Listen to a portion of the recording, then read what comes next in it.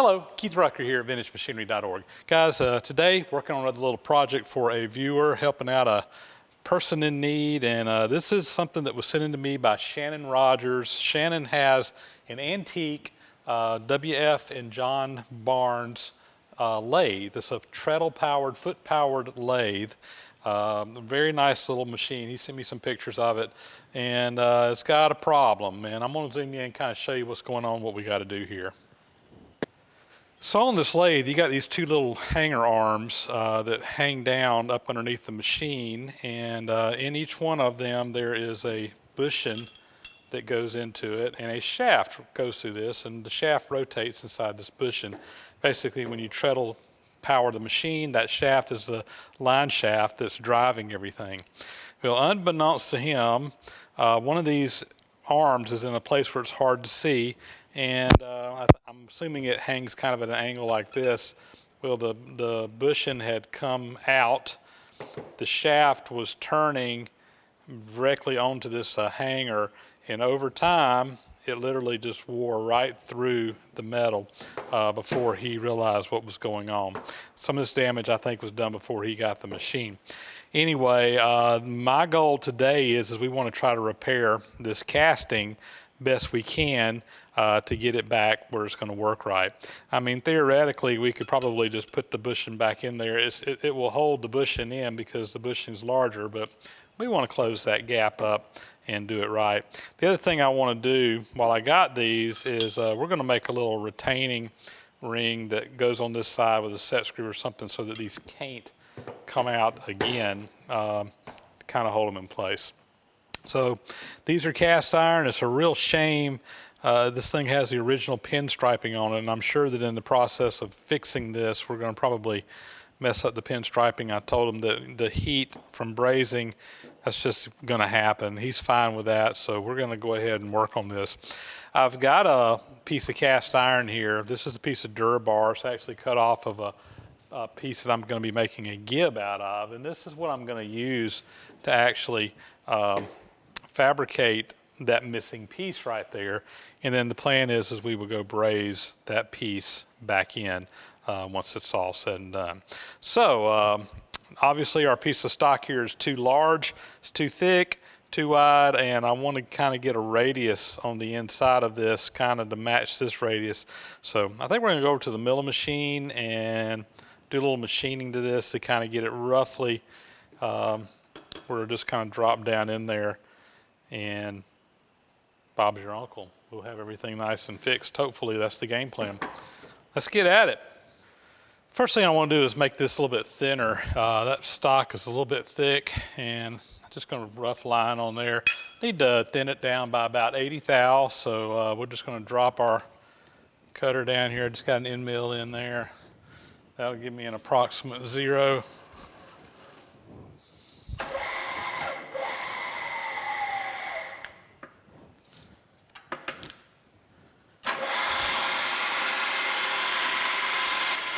Need about 80 thou. I'm going to raise it up about 40 to start with.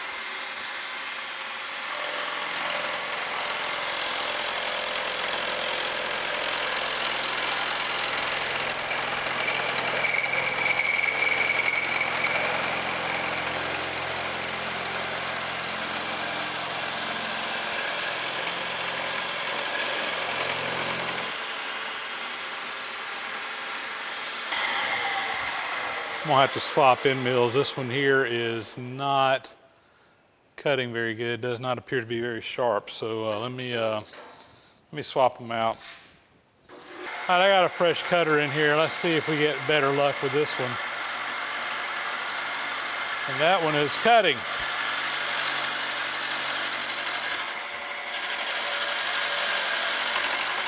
I think I just grabbed a dull cutter.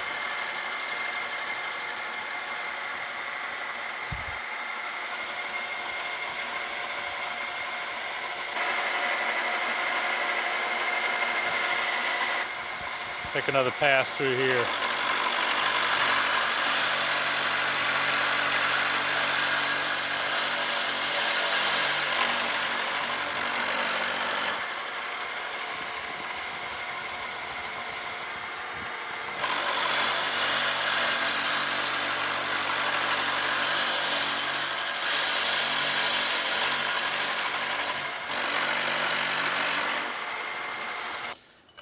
I'm going to let this kind of overhang a little bit.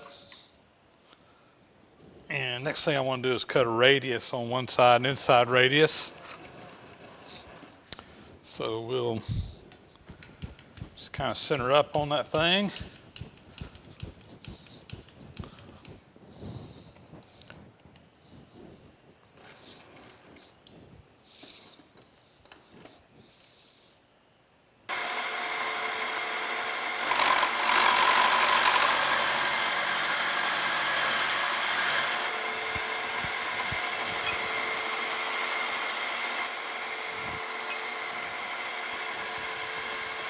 A little bit deeper.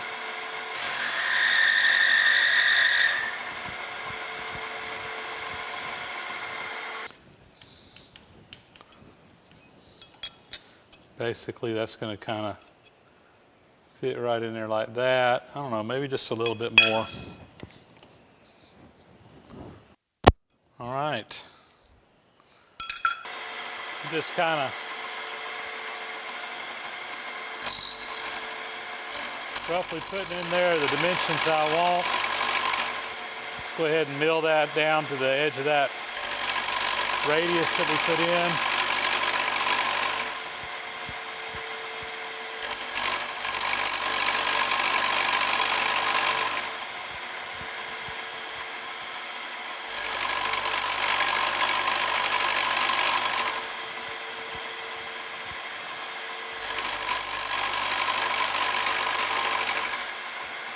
Also going to cut some off the back here while I'm at it.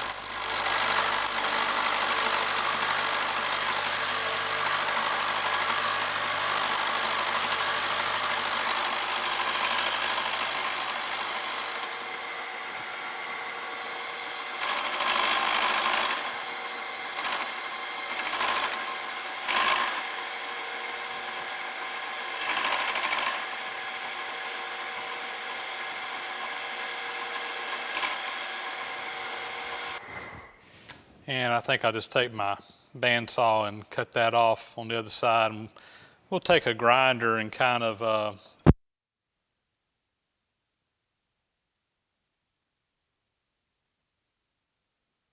try to get as much of the shaping on the grinder as I can before we braze it in. I'll be right back.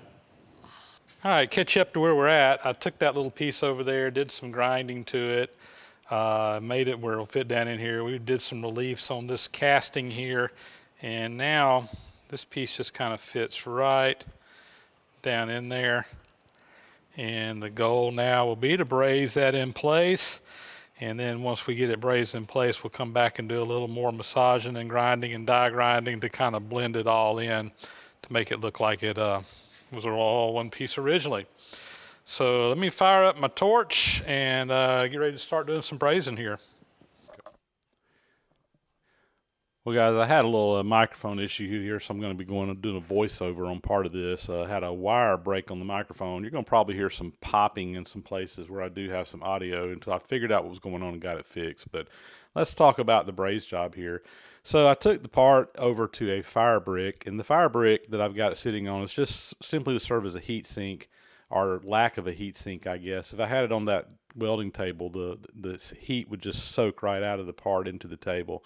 I'm using my torch here, and I'm just getting things heated up to braze with. You want to get it to a nice red color, get it up to temperature, and then you just introduce that brazing rod there. The brazing rod in this case has flux on it, which helps it go down in there, and basically that brass or bronze that's in that welding or brazing rod just kind of flows down into that joint that you created, and that's what you're looking for, is to do that. When I got over on this side, where on the right of the break, it wasn't up to temperature, so I had to add some heat back in there, and then again just introduce that brazing rod and let that material flow right down into that crack, into that break.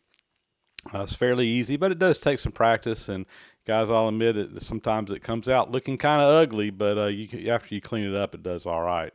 So once I got one side done, I just flipped the part over and went to the other side, and again, just put that brazing rod in there, let it flow down into it, and got that part braze back in there, that little piece of cast iron that we ground out braze back in there. And when we were done with it, I just let it cool down nice and slow, and this is what it looked like. Again, not very pretty, but it's a very functional braze job. And from there, I basically just took this over to the grinder and sander and using die grinders, etc., and got back down to the base material and just kind of blended that all in. And the end result was a very sturdy braze job there, and it looks pretty good. And once he paints that up, I don't even think you'll be able to notice that it was ever done. And with that, let's see, the bushing fits right up in there, no problem. I think what we're going to do next is come in here and make a little retainer to go on the back of that and put a little set screw in there so they can't come back out. So let's go over to the lathe and knock that out. Over at the metal lathe, I got this piece of scrap metal in here that we're going to make these little collars out of. So let's fire up the lathe. And we will start by facing the outside here.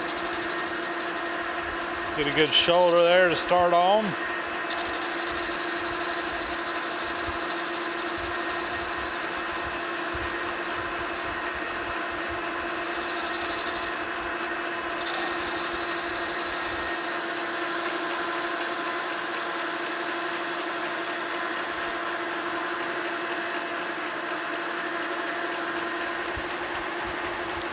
And I want to just clean up this outside a little bit too.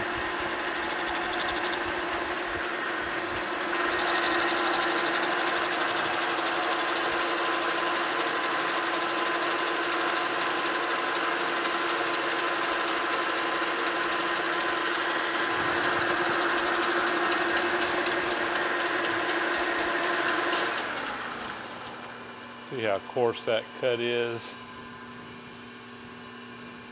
I think it'll be all right.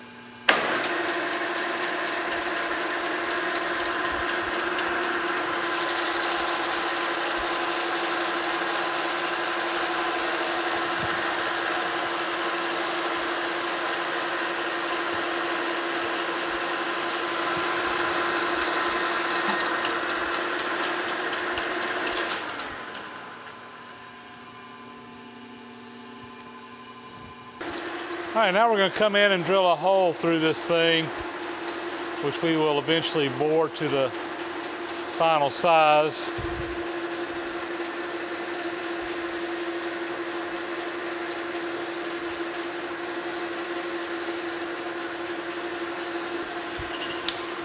Should be plenty deep enough. Go to a 1 inch. I'm going to have to slow it down a little bit.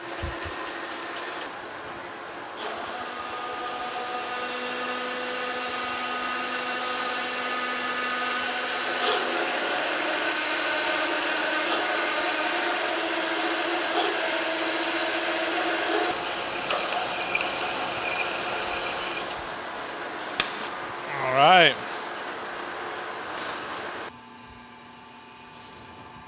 So I want this to fit up over this. I drilled a 1 inch hole. I'm measuring the diameter of this, and it's a casting, but it's about 1 inch 40 thousandths. So I need to take about 40 thousandths out of there. I've got a boring bar here.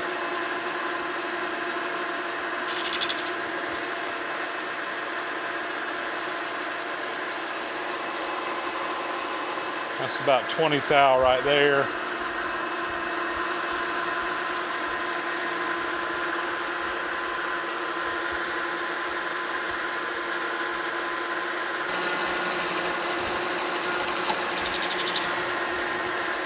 Take another 20.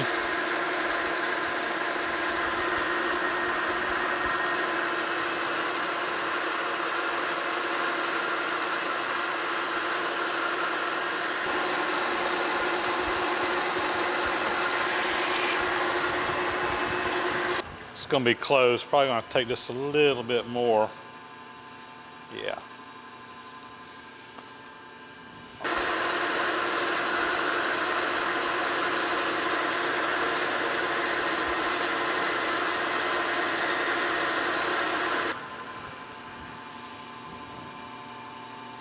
Perfect. Make sure the other one fits too. And it does. So we're ready to part these off. Come in with a parting tool.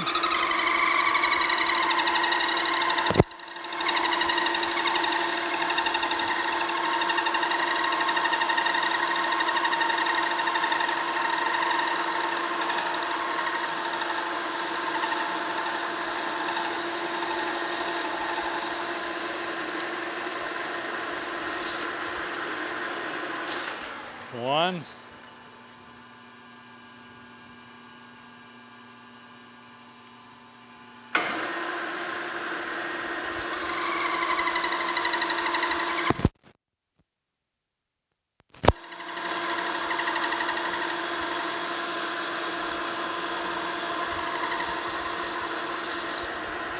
And two.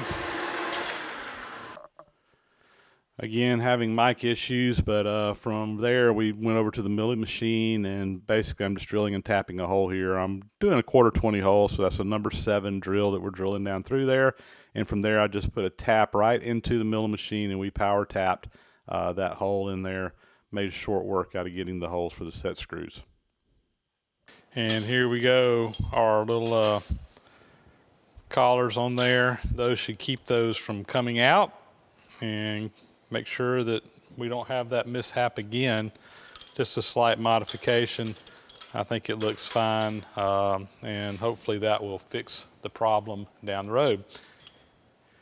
And with that, we're going to get these boxed back up and heading back out. One more project knocked out. Hope you enjoyed that. Just a little quick project here in the shop.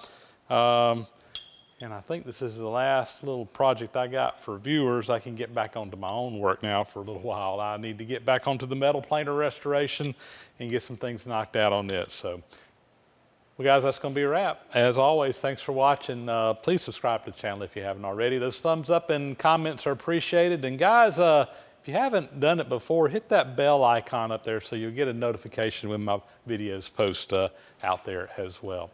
And with that, we'll catch you on the next video. Thanks for watching.